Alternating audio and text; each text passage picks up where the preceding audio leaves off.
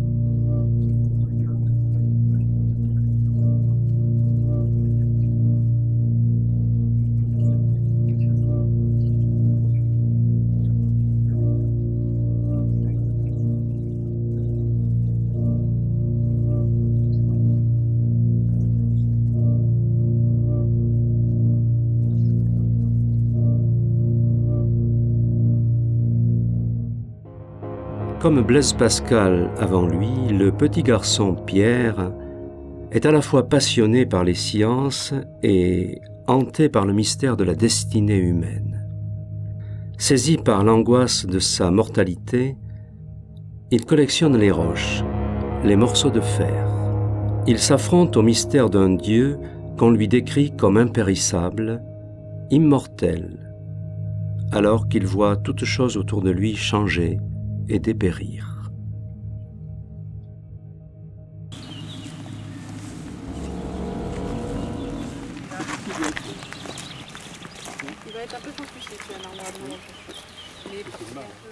Il a emmené ses neveux ici, au bord de l'Allier, observer les pierres, leur faisait observer qu'apparemment elles ont toutes la même apparence justement, et que la première chose à faire était d'abord de les laver. Donc il les lavait là dans le cours d'eau, on se rendait compte qu'elles avaient une apparence toute différente, surtout ici, où on a à la fois des laves, des basaltes, du granit. On a toujours grandi en regardant ce qui se passait dans la nature et dans la géologie d'une manière générale, mais pas que la nature aussi. Regarder la nature, voir la nature, c'est une éducation que nous avons eue, oui. L'Auvergne ne se comprend que si on imagine qu'elle est en vie et que cette géologie évolue dans le temps. Voilà, je crois que ça a influencé le père Teilhard d'être élevé en Auvergne.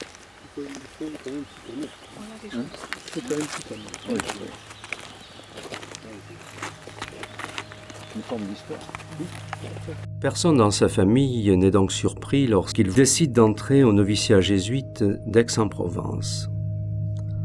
Dans cet ordre religieux tourné vers les études, il pourra continuer à suivre et à concilier sa double orientation, scientifique et spirituelle.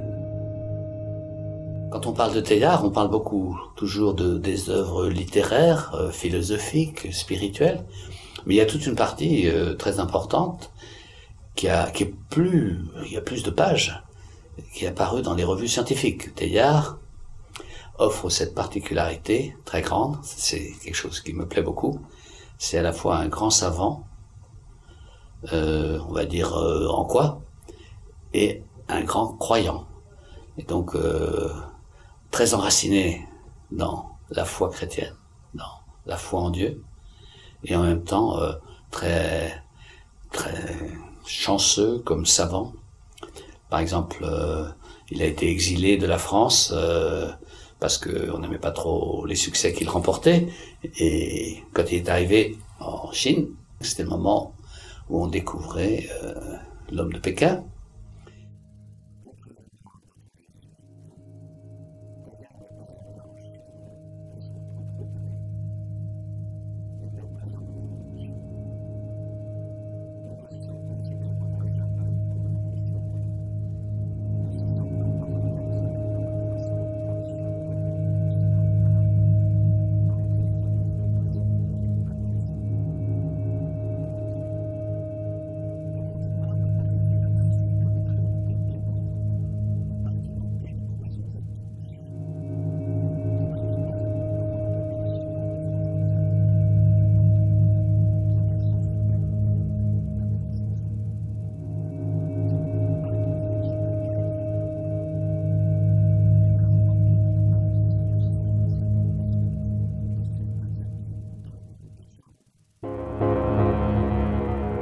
Church at that time in France was very worried about the thesis of evolution.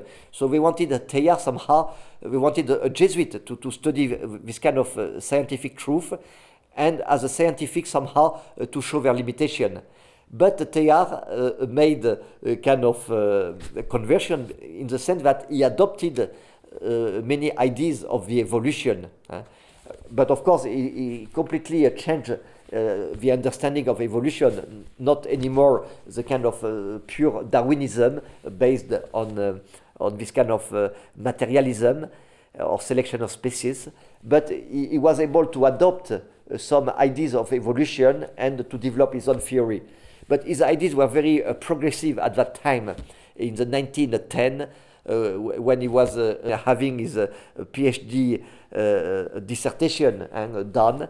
And so the initial plan was to have a Teilhard teaching at the Institut Catholique of Paris.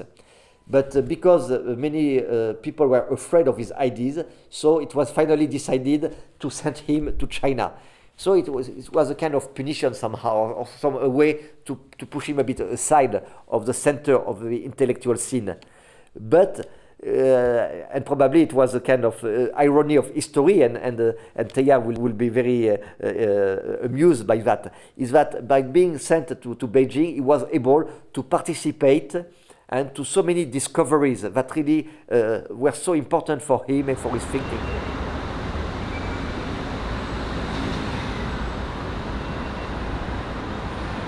德日进是1923年的5月份从法国的马赛出发，所以当时中国跟法国之间的航线只有上海到马赛，所以他先到上海，所以大概到5月中旬的时候就到了上海，所以那个时候上海，我想他一定到这个徐家汇来，因为耶稣会在徐家汇1923年，他们已经有80多年的历史，可是德日进的目标是要到天津去，参加那个华北的考古和古生物的研究，那个基地在北方。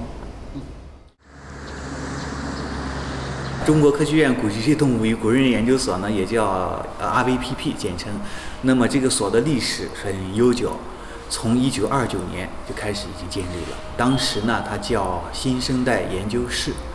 新生代研究室呢，是当时的中国地质调查局跟当时在北京的协和医院，在这个洛克菲勒基金会的共同资助下建立起来。这个当时的人很少，只有3个人，研究人员只有3个人。一个是协和医院的这个解剖系的解剖学的教授，叫 David Black。另外一个呢是杨中健，他是刚从德国的慕尼黑大学毕业过来。另外一个就是德日进。所以说呢，德日进可以说是中国古脊椎动物这个研究的一个领路人和奠基人之一。在他的这个带领下吧，跟杨中健一起，最早开始了中国古脊椎动物学的研究。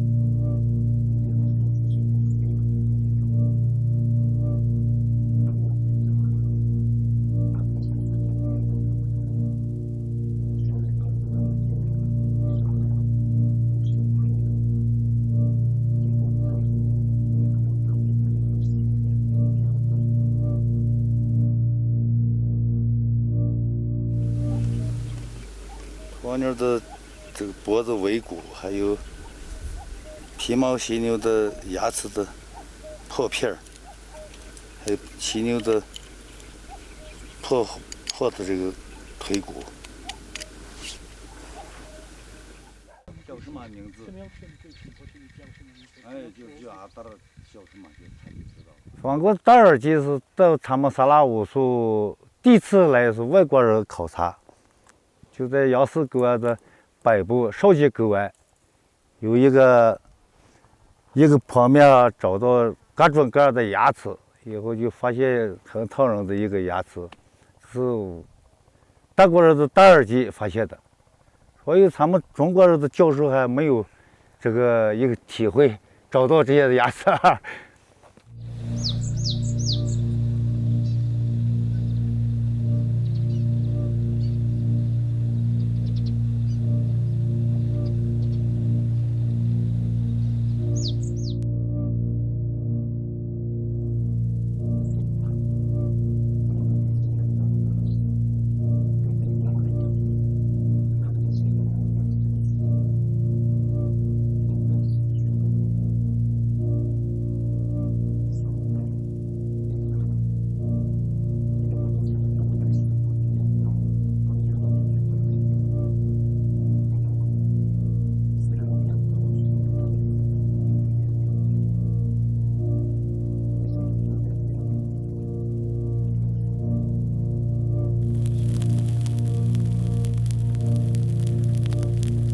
好了，又一次我进入了大地，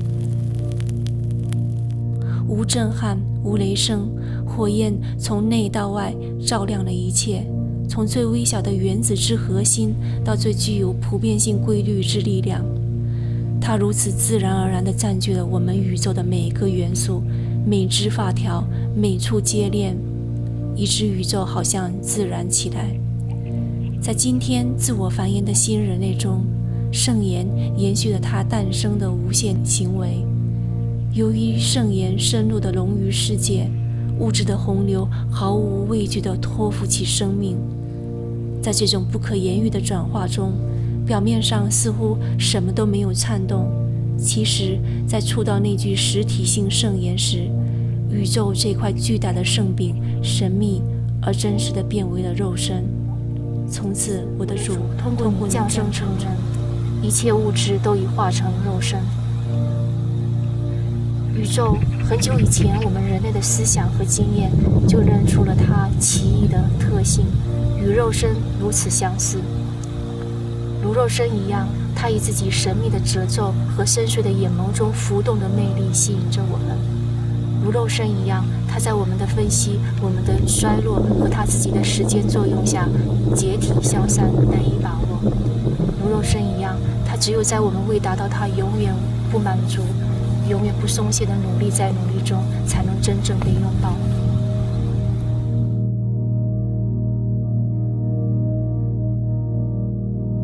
我想他是以一个科学家的精神支撑在他在华北的工作，所以科学家都这样，到戈壁去，自己孤单一个人，他有一个科学家的一种精神在工作，但是他同时是神父，是天主教徒，也是神学家，所以他的有一个特别的支撑，他来自于他和上帝的对话，就跟神的对话，然后他跟神的对话，他跟别人的理解不同。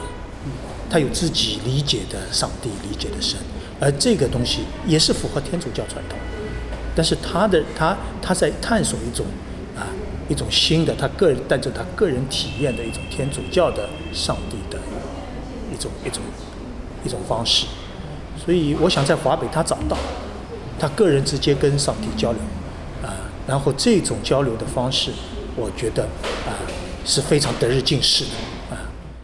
The idea of science of Teilhard is very broad, and so it's something I think that is very attractive here today, because in the Chinese tradition, in the 20th century, we have perhaps adopted a very narrow definition of science.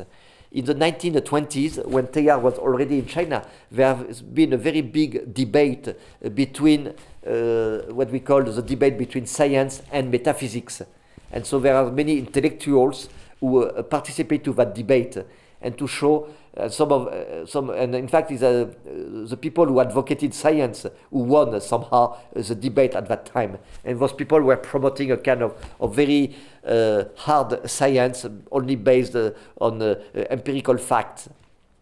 But some Chinese were trying to say the science is not the ultimate truth, or not the absolute exclusive truth. There are different ways of thinking. And so Teilhard somehow was here in China at that time during that debate.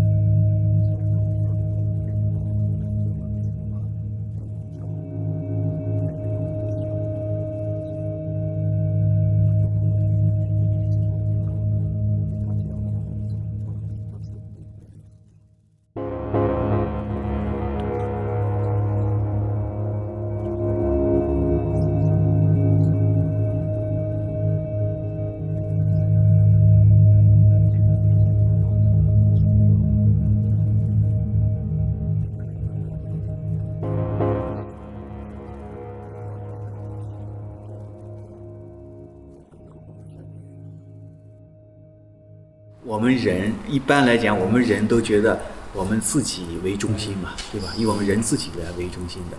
那么你看到这么多化石，或者说你学过地质学以后，你就会考虑，比如说我们人从哪里来的，我们人有多长时间的历史，对吧？那么根据现在的大家的基本的研究的一个共识，那么我们人就现在就是说现在各种肤色的人活着的人的共同祖先，至少是有几十万年的历史。那么作为我们这个人跟猿分开，这个历史都有几百万年的历史，对吧？有几百万年的历史。但即使这几百万年的历史，你放在整个地球的历史上来讲，也是很短暂的一段历史。那你从这个角度来呢，你也肯定要考虑人是怎么来的。那么下一个问题可能就是我们这个4条腿的动物，我们有4肢的动物怎么来的？那么你可能还会考虑这个地球上所有的生命、所有的生物是怎么来的，对吧？那这样的话，你从这个角度来考虑的话，那么你就会考虑这个可能是生命是怎么来的，生命怎么来，为什么会变得一步步这么复杂？人是怎么出现的？那么人以后又会怎么样？那你至少看到这么多的变化以后，你至少有一个结论。首先，地球上所有的东西都在变，都在变化。而且，如果说有第二个结论的话，就是所有的现象，包括所有的生命现象，包括所有的物种，人也是其中一个物种，都有开始的一天，都有它发展的一个过程，都有它灭绝的那么一天。当然，它会变成另外的一种东西，也可能有的就灭绝了，有的还会延续下去，对吧？那我们看到所有的活着的现在，包括一个植物、一个人，它都是经过了从地球一开始那么一个非常非常长的漫长的过程才过来的，对吧Là, je voudrais souligner ce qui n'a pas vieilli, ce qui reste très fort, c'est le Teilhard, homme de synthèse. Il est arrivé un moment où les disciplines scientifiques commençaient à cesser d'être trop analytiques. C'est-à-dire, ça continue encore, hein, mais je veux dire qu'il y a maintenant des savants ceux qui sont le plus écoutés aujourd'hui, ceux qui sont le plus lus, c'est ceux qui sont capables de ramasser tout le donné de l'analyse et de restituer des synthèses. Alors, c'est le grand principe de Teilhard, qu'on pourrait appeler un principe alpha et oméga. Oméga, c'est-à-dire la fin de l'humanité, qu'il appelle le point oméga. Alpha, oméga, c'est les 2 lettres d'alphabet grec. Et oméga résume tout ce qui s'est passé précédemment. Donc c'est la synthèse de toutes les particularités qu'on a eues avant, mais, grande thèse de Teilhard aussi, bon, l'oméga ne peut pas se comprendre s'il n'y a pas un alpha, et l'alpha, il y a déjà tout ce qui va aboutir à oméga. Disons que oméga c'est alpha vérifié. Alors la grande vérification c'est matière et esprit. Mais il fait même pas cette distinction entre matière et esprit, parce qu'il a des hymnes à la matière, à l'intérieur de la matière, à l'intérieur des atomes, à l'intérieur des particules. Il y a déjà un principe de synthèse qui est au travail. Et plus on avance dans ce qui est antérieur à la biologie, tout ce qui est dans la mer, dans les astres, tout ça, c'est déjà des mouvements qui ne cessent d'aller vers une évolution croissante qui rassemble tous les éléments pour en faire une synthèse. Alors, les synthèses parfaites, les synthèses les plus grandes, évidemment, c'est l'animal. Et jusque-là, on pensait que les primates, c'était essentiel. Mais l'homme a détrôné complètement les primates.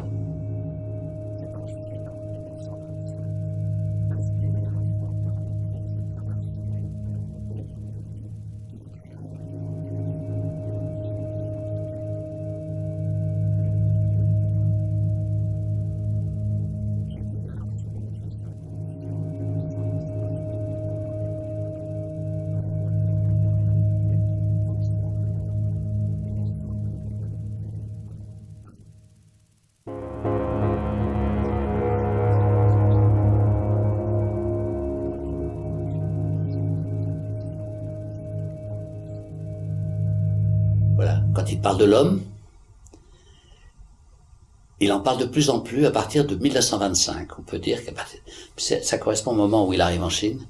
Il continue à faire des fouilles, il continue à voyager, mais ce qui le passionne, c'est de savoir ce que va devenir l'humanité. Donc il est tourné vers le futur. Il reprend le passé pour comprendre le futur à l'aide de son principe synthétique. La matière, elle est déjà habitée par quelque chose qui la rassemble. Et ici, il y a un autre principe de Teilhard qui se vérifie, que certains trouvent exagéré, que certains trouvent toujours trop poussé. C'est le principe de composition. On va de la multiplicité à l'unité. Le début du cosmos, c'est la multiplicité. C'est la dispersion totale. Chacun repart vers son monde. Et dès ce moment-là, il y a un travail qui consiste à réduire la multiplicité, qui fait entrer dans l'unité. Et donc pour Teilhard, le mal, c'est la multiplicité. Le bien, ce qui se rapproche de Dieu, du point oméga, c'est l'unité. Et l'unité est parfaite, évidemment, en Dieu. Mais elle est déjà très grande dans l'homme qui va vers Dieu. Voilà ce qu'on peut dire pour cette période.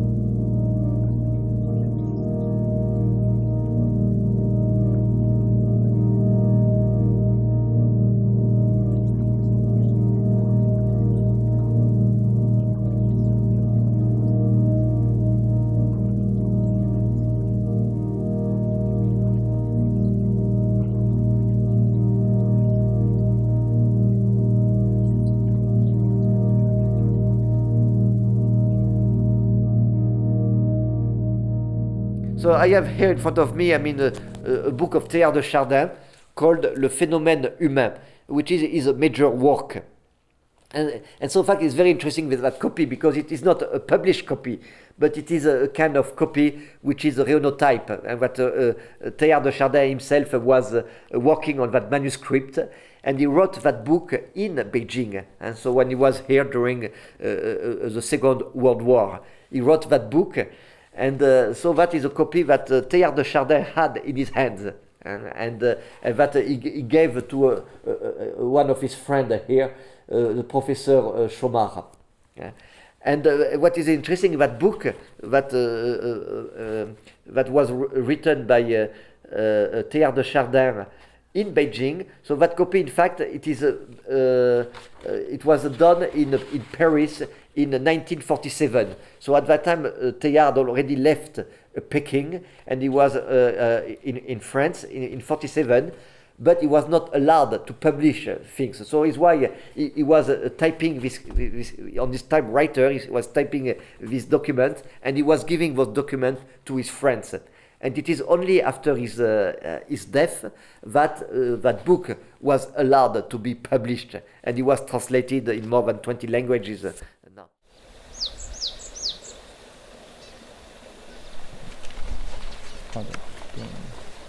Rien de délicat et fugitif par nature comme un commencement.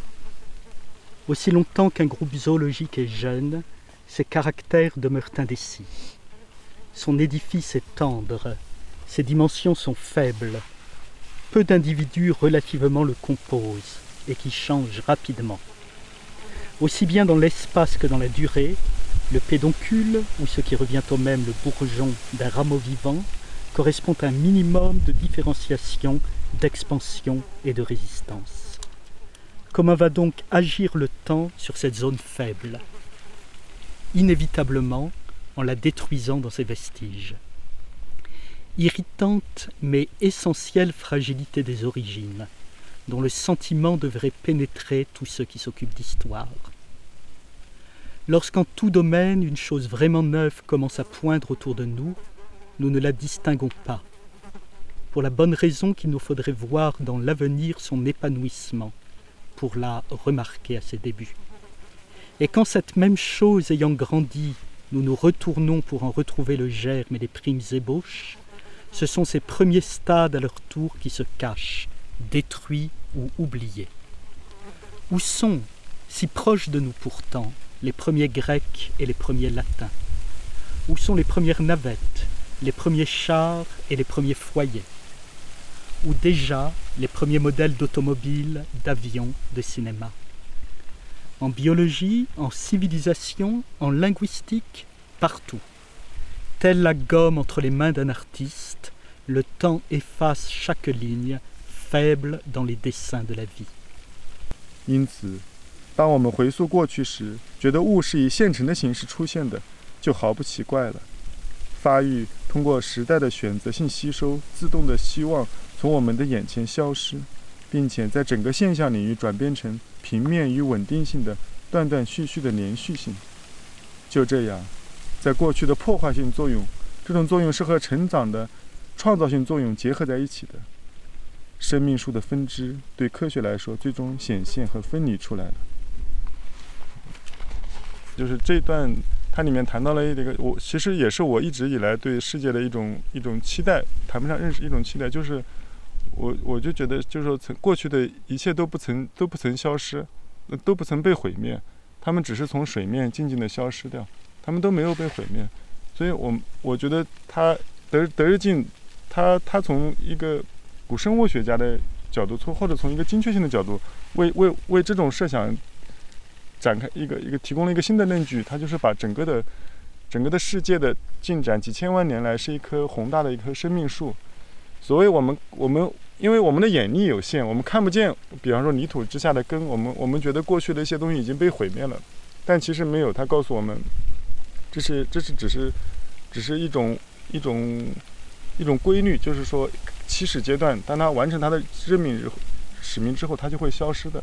但它消失，它并不是被毁灭，它只是就跟叶脉一样，就跟树根一样，它仍然还在，它仍然是我们当下的血液的一部分。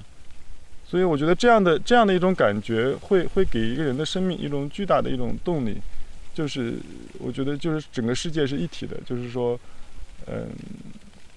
我觉得是蛮振奋的。或者说我前2天说到挽留，我觉得这对个人来讲也是一个很好的安慰，就是你所有失去的一切，就是你曾经最珍爱的东西，随着时间也许会慢慢的过去，但是呢它其实没有过去，因为在这棵整个的生命这棵树上，它只是慢慢的沉积下来，就像化石一样，它沉积下来，而你在不停的往上走。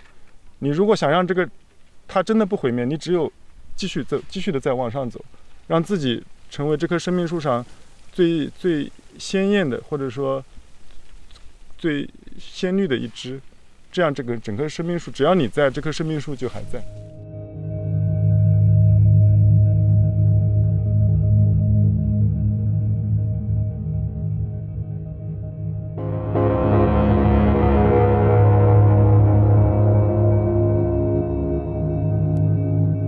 J'ai eu la chance d'entrer dans la famille en 48 et de connaître l'oncle Pierre à Paris en 47, alors qu'il relevait tout juste de son opération rue Oudinot. Il était très marqué physiquement, au dire de son frère, mon beau-père, et on m'a emmené chez lui, alors que mon propre oncle du passage était lui-même son supérieur et directeur des études, ce qu'il a été pendant très longtemps.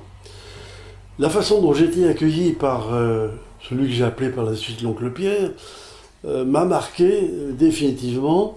Je veux dire qu'à cet âge-là, 25 ans, j'ai eu beaucoup de peine à comprendre sa célébrité, dont mon beau-père, qui n'était pas d'accord du tout avec ce qu'il écrivait, respectait infiniment.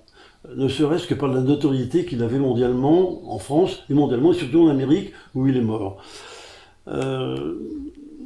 Moi, je pense que c'est, à l'époque tout au moins, sa personnalité hors du commun qui m'a beaucoup frappé, précisément parce que, d'abord, je l'ai dit, il était à notre portée. Il n'hésitait pas à passer 2 heures après le déjeuner pour expliquer répondre aux questions qu'on lui posait de façon à être compris. C'est ça. Oui. Et ça, pour moi, c'est le summum d'une intelligence qui pense ô combien, mais qui, n'étant pas sûre, pas toujours non plus sûre d'elle-même, mais en tout cas pas sûre du tout d'être comprise, se donne la peine de le faire à l'égard avec des gens qui ne sont pas forcément intellectuellement à la hauteur, ni à son, en tout cas à son niveau, sur un plan plus large ou plus différent en tout cas.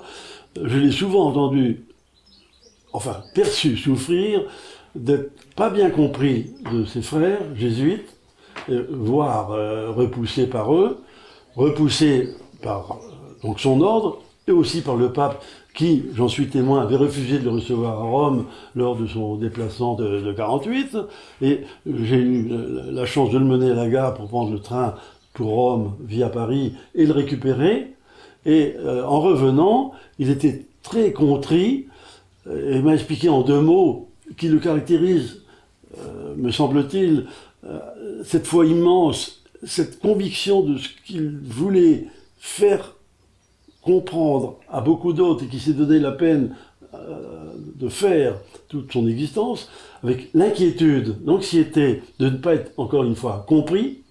Bon, et il a dit sur les quais de Clermont, où j'étais l'accueillir, dans la camionnette qui servait à livrer les cochons, écoute mon pauvre petit, ça ne s'est pas bien passé à Rome. Et j'ai dit, oncle Empire, qu'est-ce qui s'est passé? Est-ce que vous avez pu voir le pape? Non, on m'a empêché de le voir.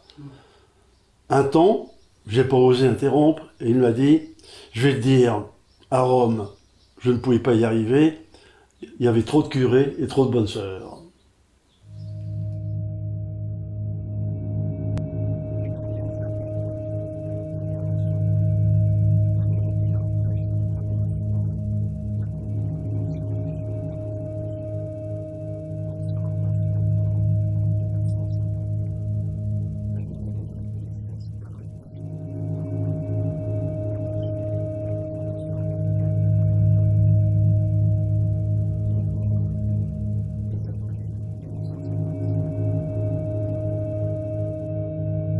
Mort dans la pauvreté parce qu'il y avait 12 personnes à son enterrement. Les Français n'étaient pas là. Il y avait la communauté jésuite américaine où il vivait. Mais il est enterré dans un cimetière des jésuites aux États-Unis, le long de l'Hudson. Et on a été visiter cette tombe au cours d'un colloque aux États-Unis. C'est très, très bien entretenu. Et je dirais que un jour, quand j'étais provincial, j'ai reçu une lettre d'un monsieur qui m'a dit, mais enfin, Teilhard, pourquoi est-ce qu'il est aux États-Unis? Il faut ramener le corps en France. Je lui ai dit, non, monsieur, je crois que vous vous trompez. Teilhard, c'est un homme de l'univers entier. Certainement, c'est pas pour lui un déplaisir d'être aux États-Unis pour le futur.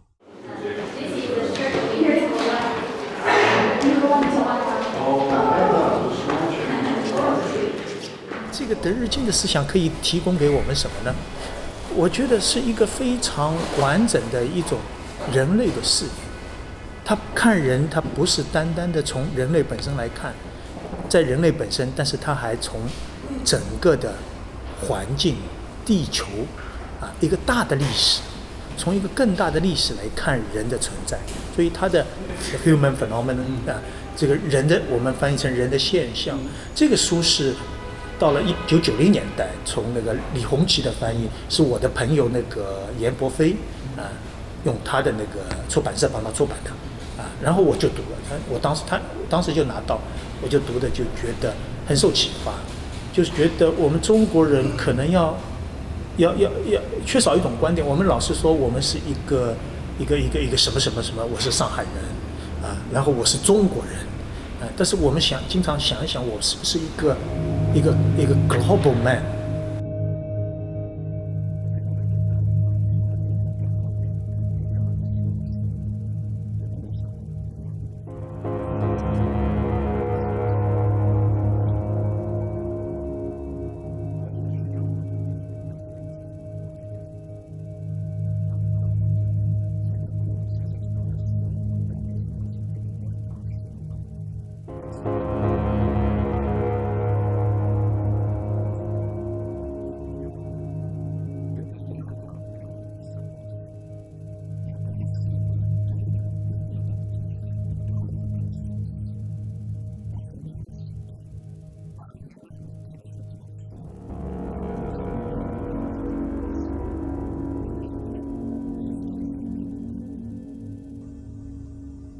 chose importante, c'est l'homme de demain. Qu'est-ce qui devient l'homme de demain?